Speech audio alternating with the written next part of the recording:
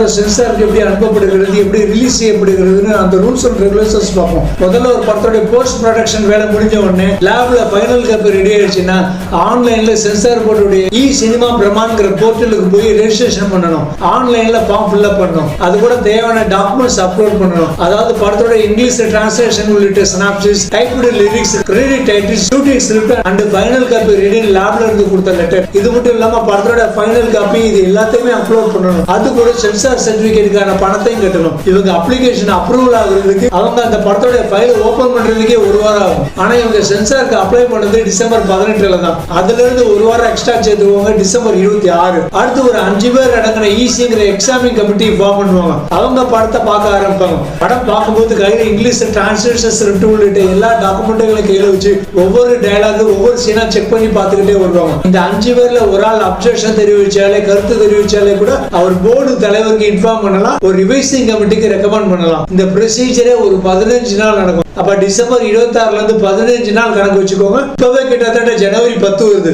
அப்படி இருந்த இந்த படத்தை ஃபுல்லா சென்சார் பார்த்துட்டு உங்களுக்கு நாங்க ரிவைசிங் கமிட்டிக்கு அனுப்ப போறோம் ஜனவரி 5 ஒரு மெயில் அனுப்பியிருக்காங்க. இந்த டீம் படத்தை பார்த்துட்டு ஒரு ரிப்போர்ட் சப்மிட் பண்ணுவாங்க. எந்தெந்த இடங்களை கட் பண்ணலாம், எந்தெந்த இடங்களை மியூட் பண்ணலாம், ஒரு படத்துக்கு எத்தனை கட்டுகள் கொடுக்கலாம்னு எல்லாத்தையுமே படத்தோட ப்ரொடியூசர் அண்ட் டைரக்டருக்கு சஜஷன் பண்ணி இதெல்லாம் முடிச்சு கொடுத்துட்டு வாங்கன்னு சொல்லுவாங்க. இல்ல இந்த சீன் எல்லாம் எங்களால டெலிட் பண்ண முடியாது, இந்த சீன் படத்தோட கதைக்கு கண்டிப்பா வேணும்னு ப்ரொடியூசரோ டைரக்டர் சொன்னாங்கன்னா அப்ப உங்களுக்கு யூ சர்டிபிகேட் கொடுக்க மாட்டோம், யூஏ அல்லது ஏ சர்டிபிகேட் தான் கொடுப்போம் சொல்லுவாங்க இந்த ஈசி டீம். அதுக்கு ஓகேன்னு ப்ரொடக்ஷன் டிபார்ட்மெண்ட் சொல்லிட்டாங்கன்னா உடனே ரீஜனல் ஆபீசர் அல்லது சேர்பர்சன் கிட்ட இருந்து சைன் வாங்கி சர்டிபிகேட் இஷ்யூ பண்ணிடுவாங்க. அதுக்கு அடுத்தது அந்த படத்தை தியேட்டர்ல பிரச்சாரம் பண்ண முடியும். ஏற்கனவே சொன்ன மாதிரி இந்த ஈசி கமிட்டியில ஒரு ஆள் எதிர்ப்பு தெரிவிச்சாலே அந்த படம் ஆட்டோமேட்டிக்கா ரிவைசிங் கமிட்டிக்கு போகும். இப்போ உங்க படம் ரிவைசிங் கமிட்டிக்கு போகுதுன்னு மெயில் அனுப்பிடுவாங்க. இது அப்படியே படத்தோட டீம் ஃபாலோ பண்ணாலும் அக்செப்ட் பண்ணாலும் அது ரிவைசிங் கமிட்டிக்கு போய் அங்க உள்ள 12 பேர் பார்த்து இன்னும் சஜஷன் சொல்லி யூ அல்லது யூஏ அல்லது ஏ சர்டிபிகேட் கொடுக்க கிட்டத்தட்ட 1 மாசம் வரை ஆகும்.